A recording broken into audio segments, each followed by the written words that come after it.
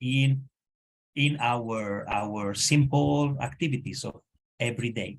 And there is a keyword that I want to invite you to pray, and it's like a cornerstone of my reflection when I approach to the readings. Okay, this keyword is needs. Needs. All readings today speak about human needs and how human needs could be a way, a very beautiful way to come to meet God.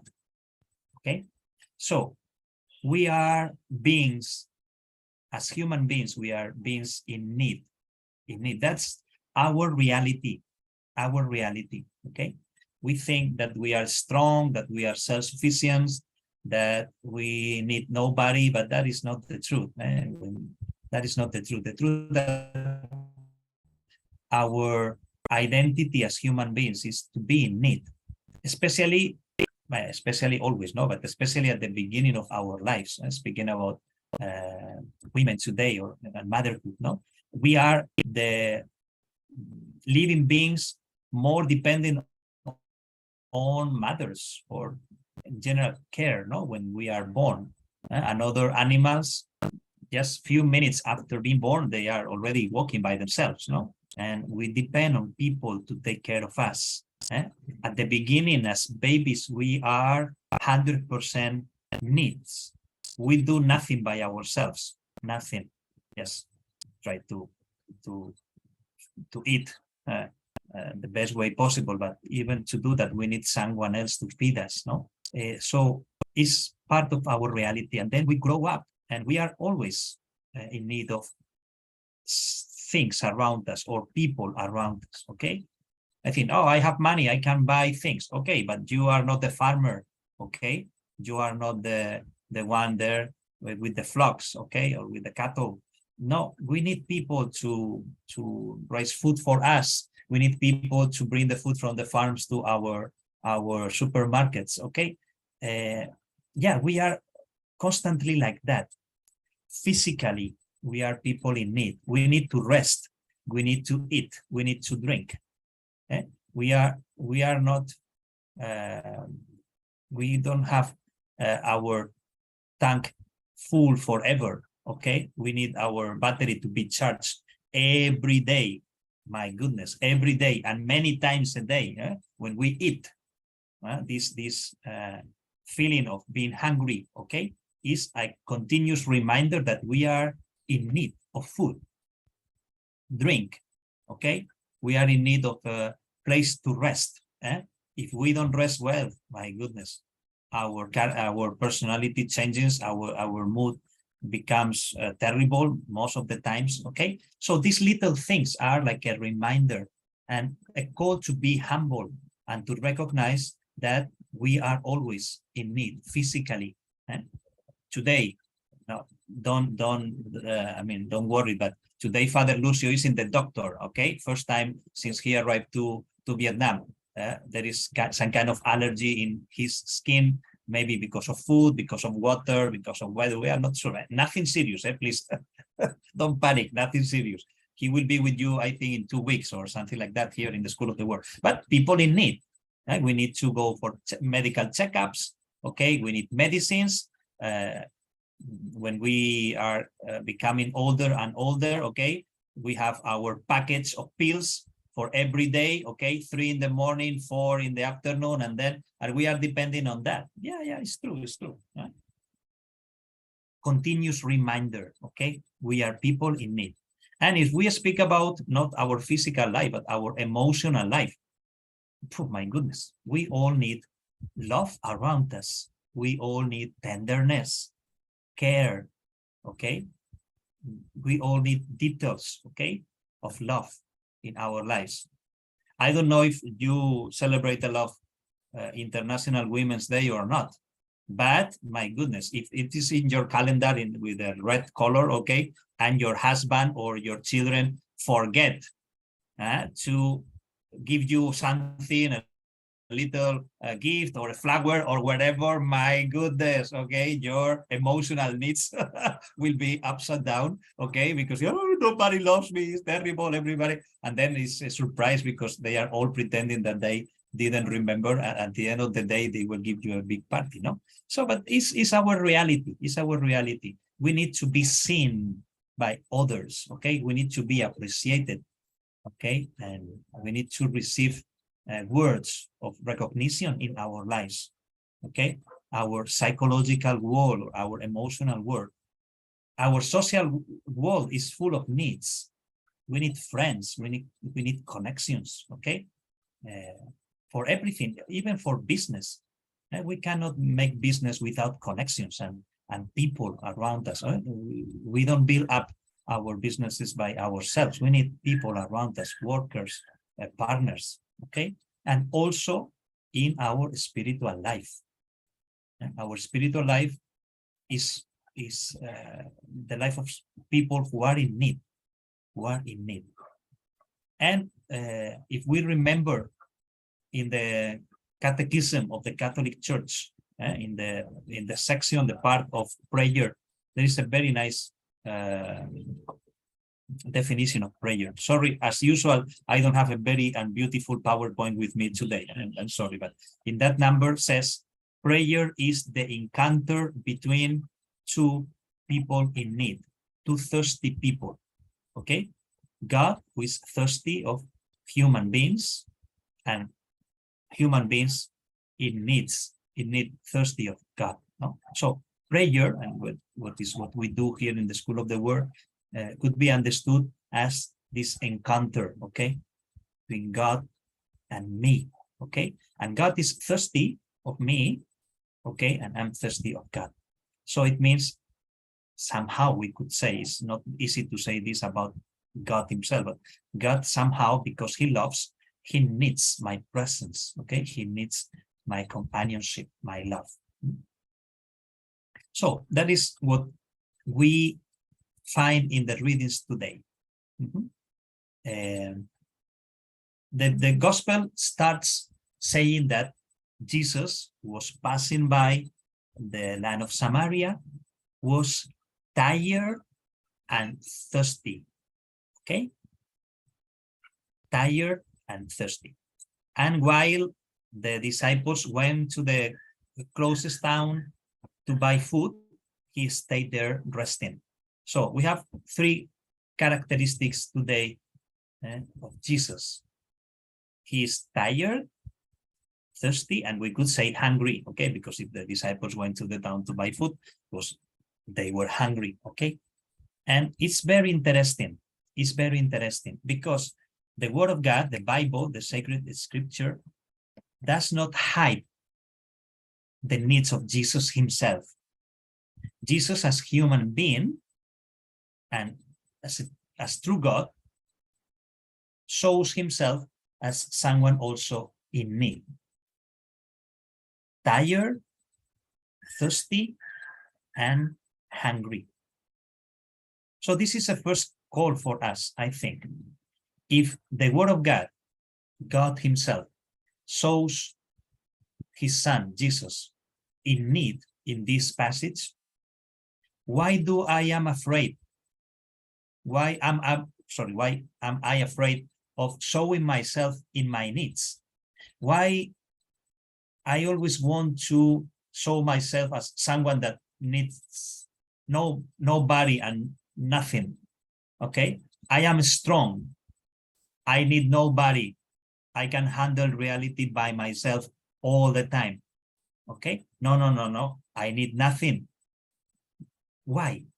Because we understand needs as weakness. To be in need in our minds means to be weak. And of course, we don't want to be weak. So that's why many times we deny our self-needs, our necessities.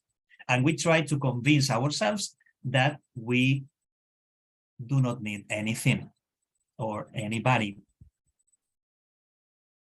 So it's a good moment to look to Jesus in the gospel, not being afraid of showing himself in need. Because to be in need does not mean to be weak. It means only to be a creature, a human being. A human being is part of our reality. Needs are not defects or failures, but just a reality. And a reality wanted by the Creator himself as another step. We are beings in need because the Creator created us that way, as a way to find him, a way to approach to him. Because we are in need, because we need, we get closer to the other ones, okay? Because we are not self-sufficient, that lack of sufficiency, I don't know if it's the word, push us somehow to create relationship with other people, okay? We cannot live isolated in our own bubbles, okay?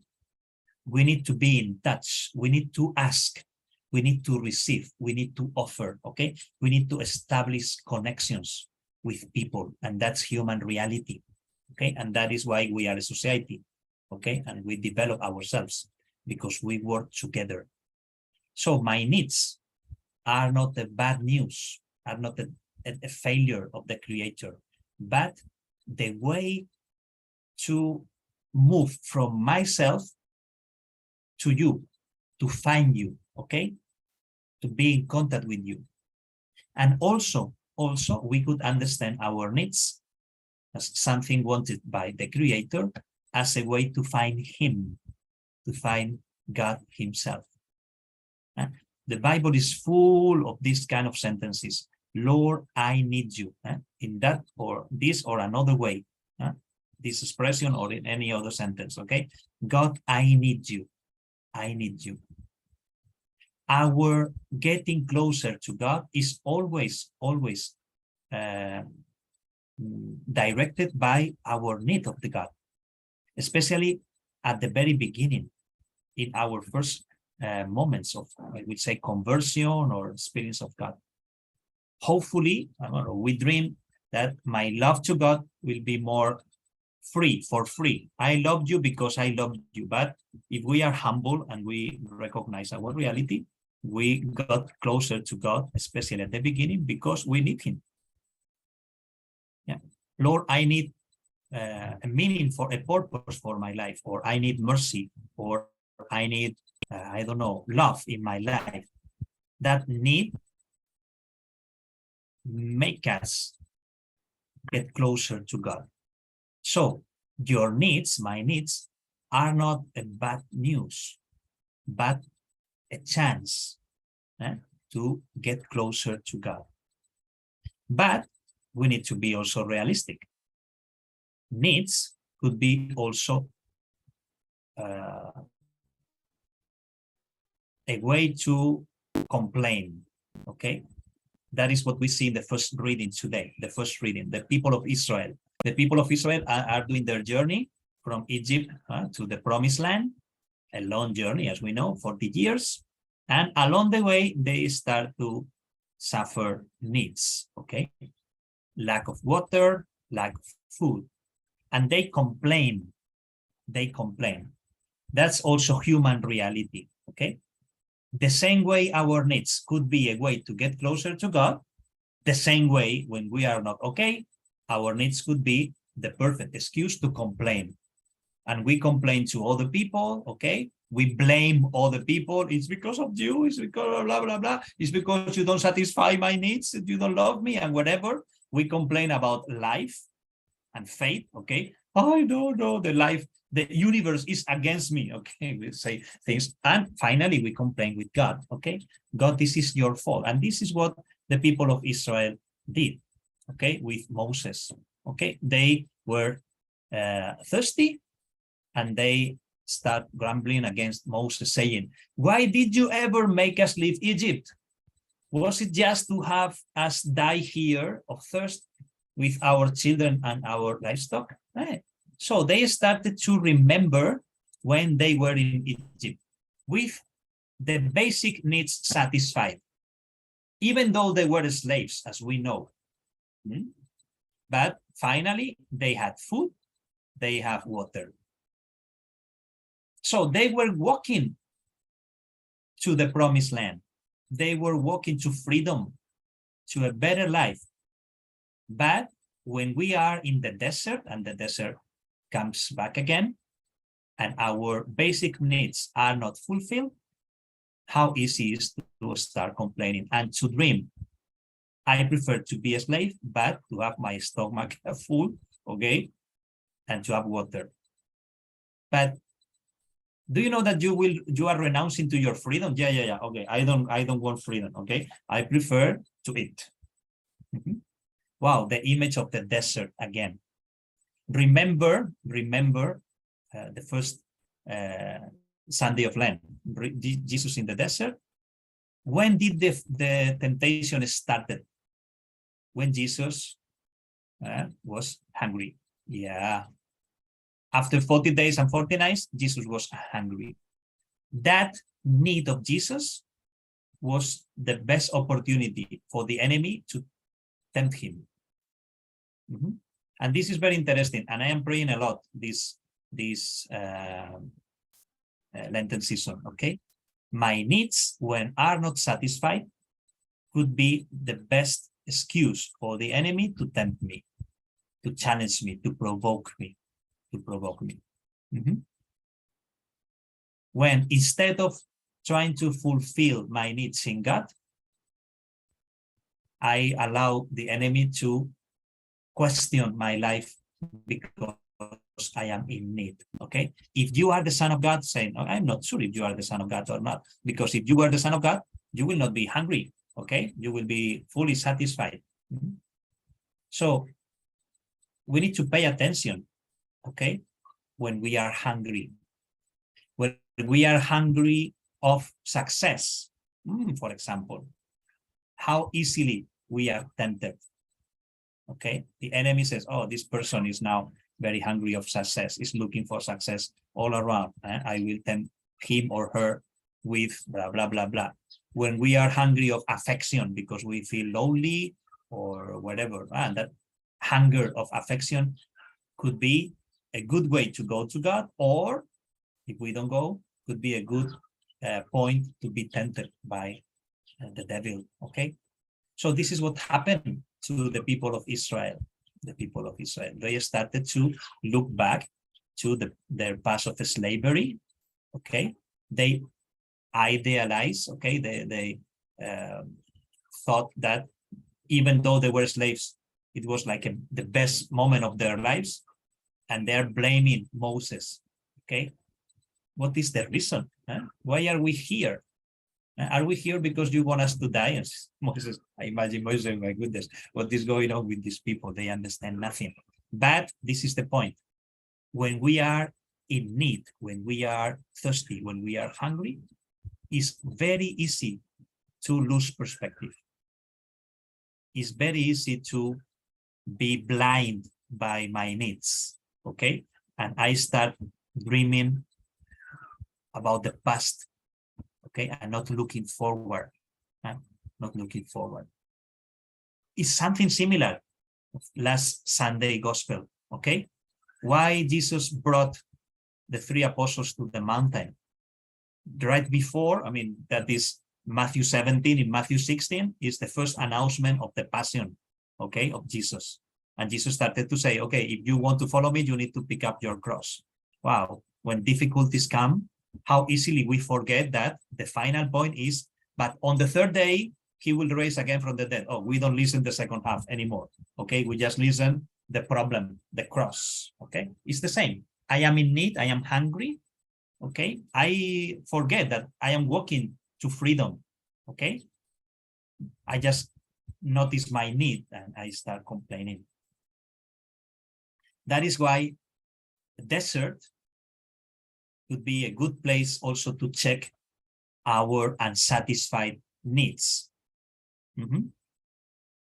Could be very interesting, because when we are in the desert, all our needs and hungers come out, okay? For example, I could say, no, I am free of social media, for example. I'm free, no problem, okay? Okay, go to the desert. It means put away your social media for a while, and then you will check your hunger for that.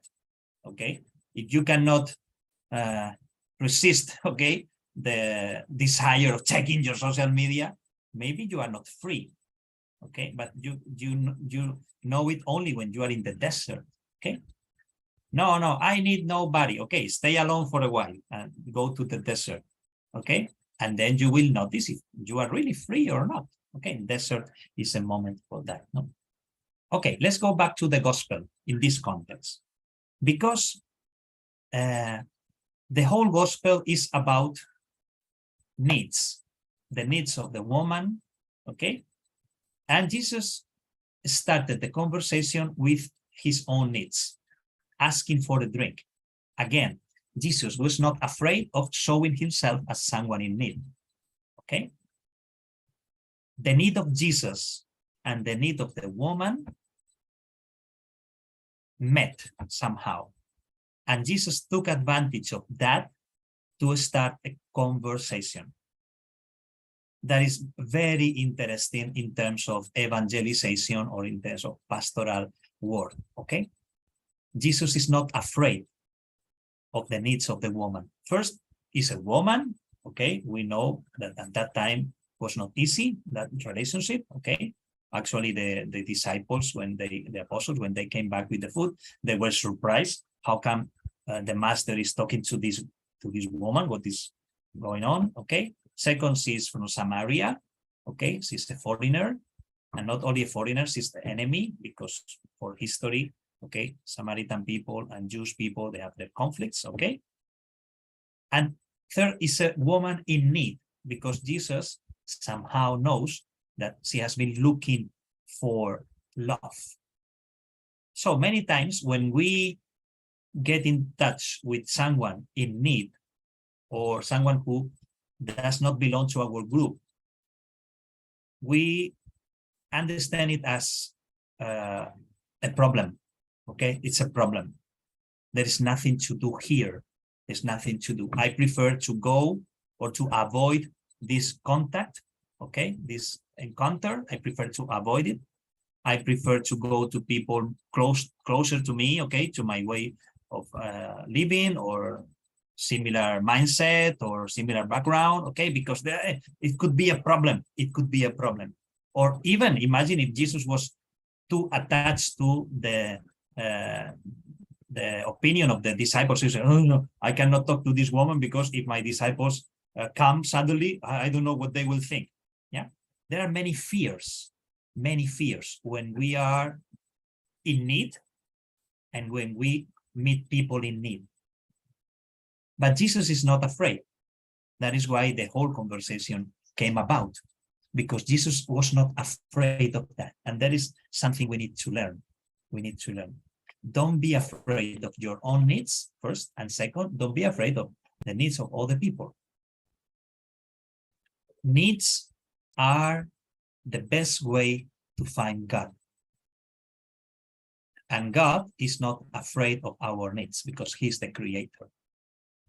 So sometimes we check ourselves and say, my goodness, how come I am so in need of affection, for example? Okay, affection. I'm so sensitive, too sensitive. Okay, and then when I don't feel loved, myself loved by other people, well, I immediately fall down and I got depressed and whatever. No, so in my mind, my needs of affection is a problem, but maybe not for God, because God created you that way. Okay, so in Verbum Dei, for example, I will not say that we are experts in that field. No, not at all. We need to be humble, okay? As we say in Spanish, we are not the last Coke in the desert, speaking about desert, okay? We are not the best of the best. No. But there is something that we learn from our founder. The very vocational experience of conversion experience of Father Jaime, our founder, was a dialogue with God about needs.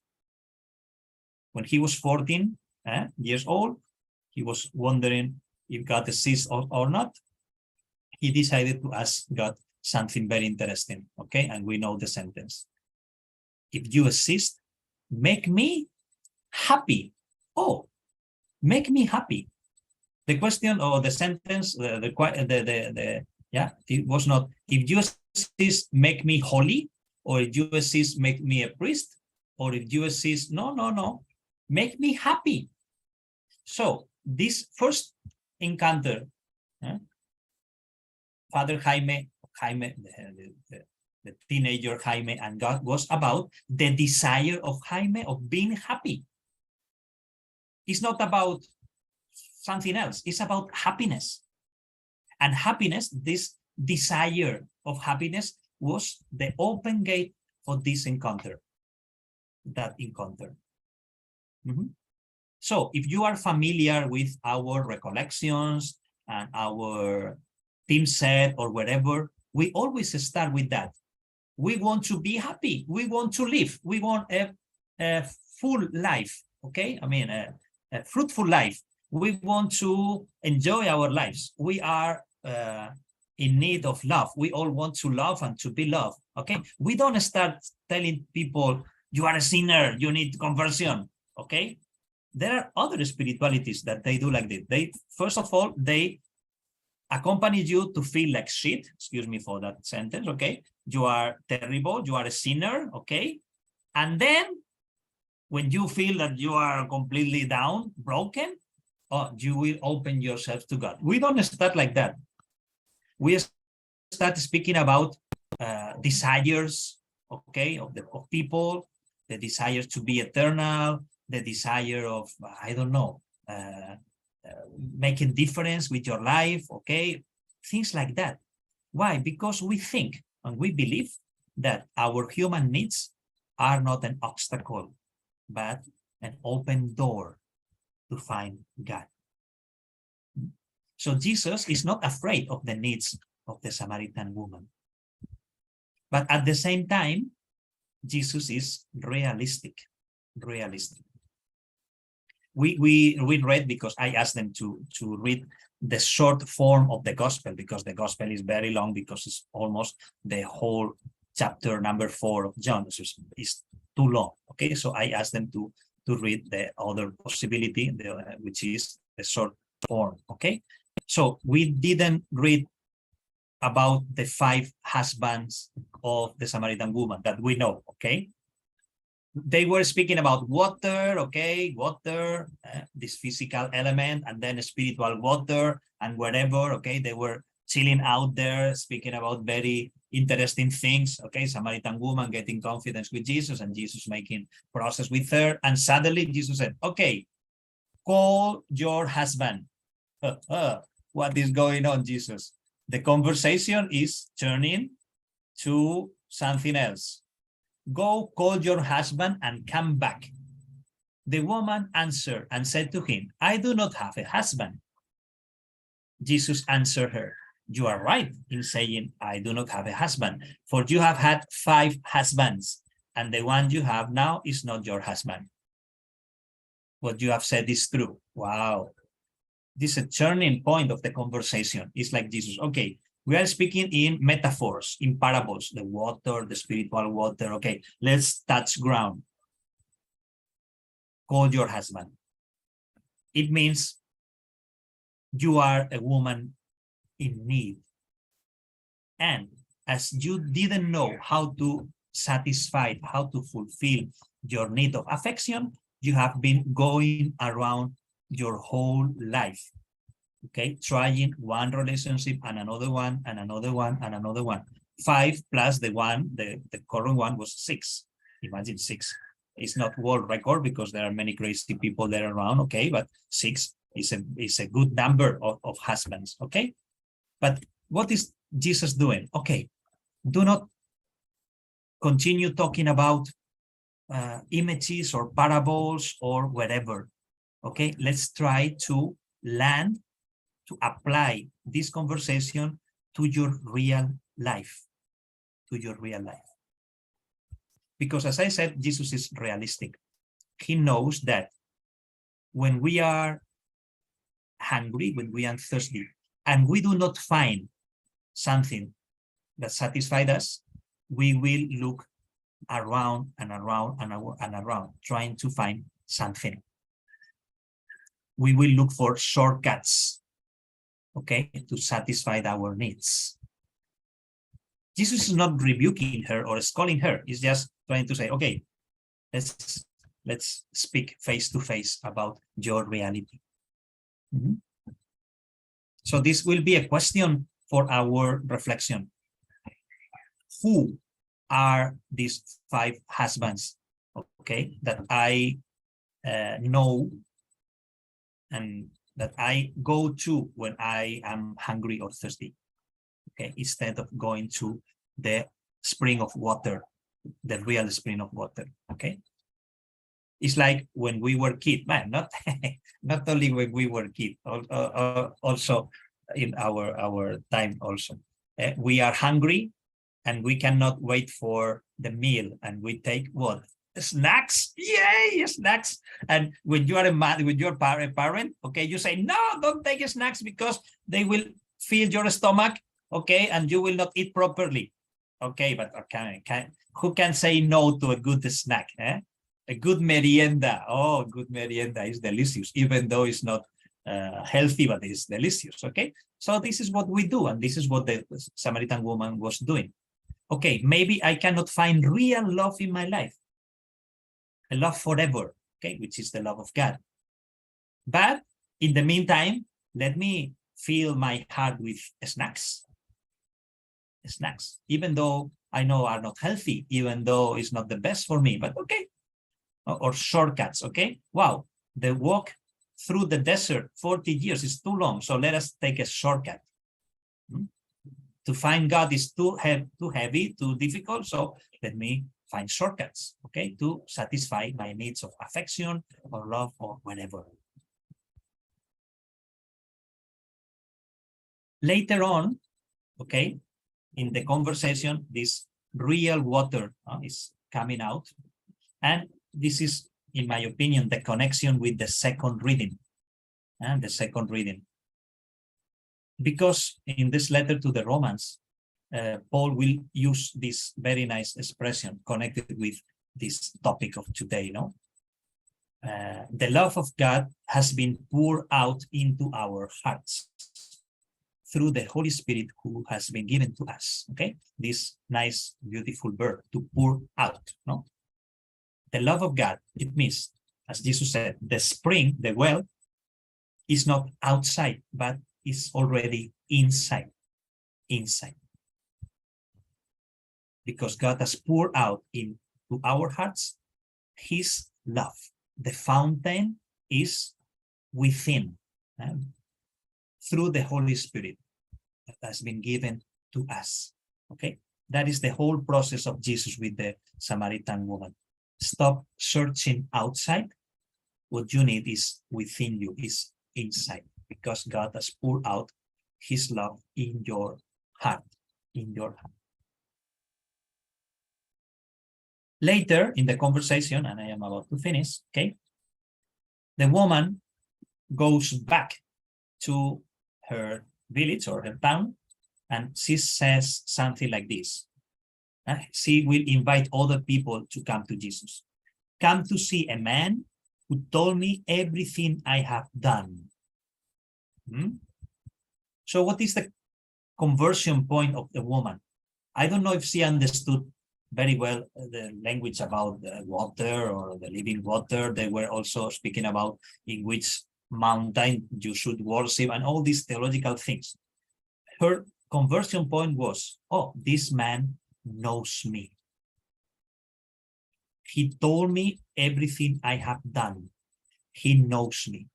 How beautiful is that moment in our faith and in our prayer process, when we realize that there is no point of hiding myself in front of God, okay, because he knows me. And the woman said, he's the Messiah. So that awareness of the Samaritan woman about the Messiah didn't come by thinking or by theological arguments, okay? It came because she was known, fully known by the Lord. So we can know many things. I'm speaking to myself. We can know many things about God, but many times the experience of God is much more simple.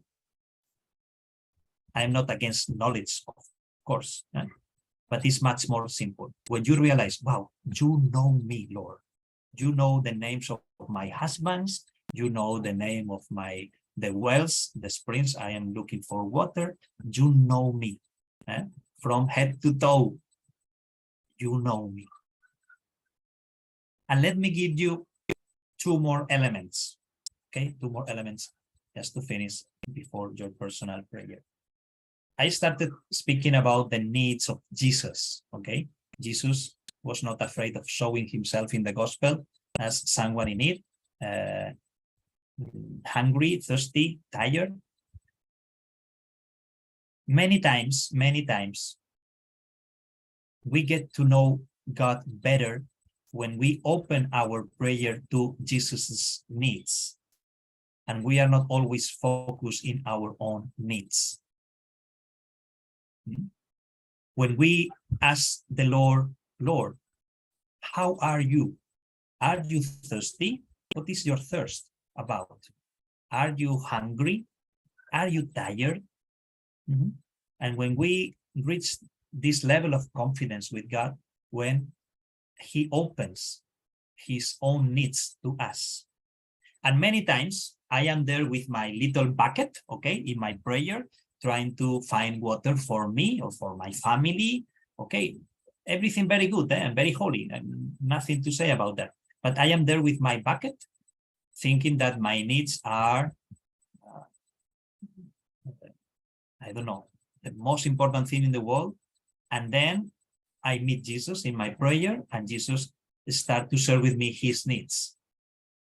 And then I feel ridiculous, a little stupid with my little bucket, because I came to prayer only to fill my bucket, and suddenly Jesus is sharing with me his needs, why he's thirsty, okay, in the world of today, in the needs of many people. So we also pray to hear the needs of God and to open ourselves and to be generous with ourselves in order to help him. This is a simple point that I drop here, no? And second is, after the testimony of the Samaritan woman, she came back to the town, inviting the people in her town to come to Jesus, okay? And then they asked him to stay with them, and Jesus stayed with them 2 days, okay? This is also very interesting, okay? And it's one of the points of reflection I leave you in the questions, okay? For Jesus, the Samaritan people were not the enemy. How difficult is to evangelize when I think the non-believers or the non-Catholics are enemies? It's very complicated, okay? Jesus didn't label the people, okay? You are Samaritan, so you don't deserve my presence. You are Jew, no. Jesus always only sees people in need, children of God, no matter where are they from, or the nationality or the culture. And that is also a way for mission, This is something I am very happy here in Vietnam, I have to say. And this is something I try to remember myself. There are my brothers and sisters, no matter what they believe. And it's very good when I have conversation with students of mine, for example, that they are Buddhist, and I don't get closer to them thinking they are Buddhist, no? Because they are my brothers, they are my sisters, they are my family, they are children of God. People without religion, okay? For example, the last Saturday we started pre-Cana formation course, okay, for new couples. And here the reality in Vietnam is that we have mixed couples all the time. So we have Catholic and Catholic, but only 2 or 3, and then we have Christian, Protestant, and Catholic, and we are Hindus and Catholics, and we are atheists and Catholics, and we are a kind of people. Okay, so who are they? They are people in need. They are thirsty people, and I know that they are thirsty because I know human reality, because I am thirsty as well. So that's also an invitation. Don't be afraid of sharing your faith in the Samaritan town, even though you feel a stranger there because it's not your environment. We need also to get closer to them. So these are the questions for our personal reflection.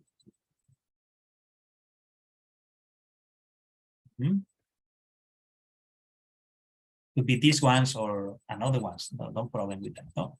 First, in my personal prayer, am I open to Jesus sharing with me his thirst, his tiredness, his hunger? Okay. The second one, what are those 5 husbands I turn to when I need affection, company, love, success, whatever? And number 3, do I have experience sharing my testimony with Samaritans? Okay, with this non-Catholic people, and how was it? How was that experience? Something we could share. Okay, so I know that now Jello will share with all of you these questions. Okay, so no need to share my screen because they will do it. Okay, so I wish you a good time of prayer and a good time of sharing after that.